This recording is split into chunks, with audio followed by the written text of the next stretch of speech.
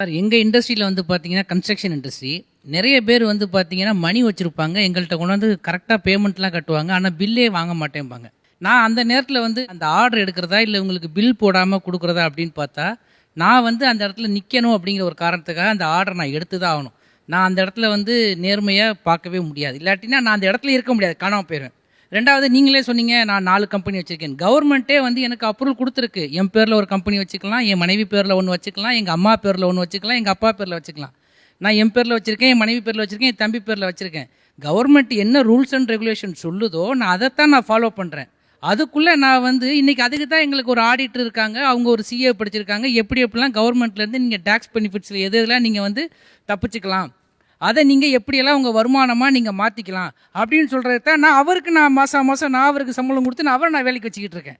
அதுதானே அப்புறம் அவருக்கு வேலை. அவருக்கு எதுவுமே இல்லைன்னா சிஏ படித்தவருக்கு ஒன்றும் வேலை இல்லை, நான் வாட்டி எல்லாத்தையும் வாங்கி கவர்மெண்ட்டுக்கு டேக்ஸ் கட்டிட்டு போயிடுவேன். அதில் என்னென்ன சட்டம் அந்த சிஏ படித்தவருக்கு வேலை வேணுங்கிறக்காக நீங்கள் அதெல்லாம் எழுதுறீங்க கணக்கு அப்படி இல்லையா? நான் கவர்மெண்ட்டை ஏமாத்தல, அவங்க கொடுத்துருக்க ரூல்ஸ் அண்ட் ரெகுலேஷன்ஸுக்குள்ளே என்னுடைய இதை நான் பயன்படுத்திக்கிறேன். ஒரு முதலாளியாக நான் இப்படி தான் இருப்பேன். அப்போ தான் நான் அந்த இடத்துல சஸ்டெயின் பண்ண முடியும், அப்போ தான் நான் வளர முடியும். ஓகே, நம்ம சிஸ்டமே நம்மளை கண்டிப்பாக அவசியம் நம்ம ஏதாவது பண்ணணும். இன்றைக்கி இருக்கக்கூடிய சூழல்லன்னா வியாபாரமாக இருந்தாலும் எம்ப்ளாயியாக இருந்தாலும் ஒரு சிட்டிசனாக இருந்தாலும் ஒரு 500 ரூபா பென்ஷன் எனக்கு அரசாங்கம் கொடுக்குது, நான் ஒரு விதவை அப்படின்னு போய் போஸ்ட் ஆஃபீஸில் போஸ்ட்மேன் எடுத்துகிட்டு வந்து கொடுக்கறதுக்கு 20 ரூபா கொடுத்தா தான் 500 ரூபா கிடைக்கும் அவங்களுக்கு. ஓகே, இதுதான் உண்மையான நிலைமை. அந்த விதவைக்கு அரசாங்கம் இலவசமா கொடுக்குது. ஏன்னா நான் இருக்கிற இடத்துக்கு எதிர்க்க அதாவது ஒரு 500 பேர் 500 ரூபாய்க்கு 20 ரூபா எடுத்துக்கலாம் அப்படின்னா 5000 கோடி ரூபாய்க்கு நான் வந்து 20 கோடி ரூபாய் எடுத்துக்கலாம்ல கணக்கு வரீங்க? இல்ல, நான் கணக்கு எடுத்துக்க சொல்ல, சூழல் இன்னைக்கு இப்படி இருக்கு. என்னுடைய நான் எடுத்துக்கிறதுன்றது நான் லாபத்துக்கு தானே வியாபாரமே பண்றேன். நான் தொழில் முனைவோர், நான் வந்து இலவசமா சர்வீஸ் பண்றேன்னு சொல்ல. நான் clear I am here as a businessman only for profit. Okay, I am not here for service. Only government can be there for service. Business மேனா நீங்க உங்களுடைய வாழ்வில் தொடங்குனதே பிசினஸ் பண்ணு தான் நினைச்சு தொடங்குனீங்களா இல்லை வேலைக்கு போய் அதுக்கு ஒரு பிசினஸ்க்கு வந்தீங்களா? இல்லை, எங்கள் அப்பா வந்து அந்த காலத்திலே சொல்லிட்டாரு, 6 பேரும் வேலைக்கு போகக்கூடாது, India doesn't require job seekers, job ப்ரொவைடர்ஸாக இருக்கணும்னு அப்துல் கலாம் சொன்னதை எங்கள் அப்பா அந்த காலத்திலே தொழில் முனைவர்களாக இருக்கணும், வேலை கொடுப்பவர்களாக நம்ம இருக்கணும் அப்படின்னு சொல்லி எங்கள் 6 பேரும் நாங்கள் சிவி இதுவரையும் எழுதுனதே இல்லை, எந்த இன்டர்வியூவும் அட்டன் பண்ணதில்லை.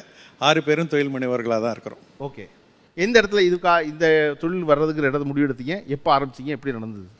இது வந்து ஒரு மிகப்பெரிய லாஸ். இதுக்கு முன்னே நான் பண்ண பிஸ்னஸில் ஒரு 5 கோடி ரூபாய் லாஸ் ஒரு 2000 வருஷம். அந்த இதில் என்ன பண்ணுறதுன்னு சொல்லி தெரியாமல் வந்து ஒரு தவிச்சு என்ன பண்ணுறதுன்னே சுற்றி அப்படியே உலகமே இருண்ட மாதிரி இருந்தது. அடுத்த நாள் எப்படி போகும் அப்படின்னு தெரியாத சமயத்தில் என்னால் முடியும் அப்படின்னு திரும்ப என்னை நம்பி அந்த உணர்ச்சியோட அந்த புதுசாக என்ன ஏதாவது பண்ணணும்னு சொல்லி எங்கள் அண்ணா கிட்ட போய் சேர்றது ரொம்ப ஈஸியான விஷயம். அதுதான் வந்து எனக்கு ஈஸியான சாய்ஸ் இருந்தது. இன் லைஃப் உங்களுக்கு வந்து 2 சாய்ஸ் இருக்குது. ஒன் இஸ் ரைட் சாய்ஸ், இன்னொன்று ஈஸி சாய்ஸ். ஈஸி சாய்ஸ் எடுக்கிறவங்களுக்கு லைஃப் வந்து டிஃபிகல்ட்டாக இருக்கும், ரைட் சாய்ஸ் எடுக்கிறவங்களுக்கு கொஞ்ச நாள் கழிச்சு லைஃப் ஈஸி ஆகிடும்.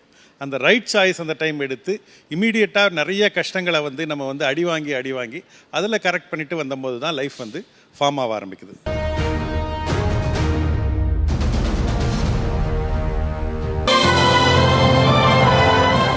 இப்போவே ZEE5 ஆப்பை டவுன்லோட் பண்ணுங்க. உங்க ஃபேவரட் ஷோக்களை எங்கேயும் எப்போதும் இலவசமா பாருங்க.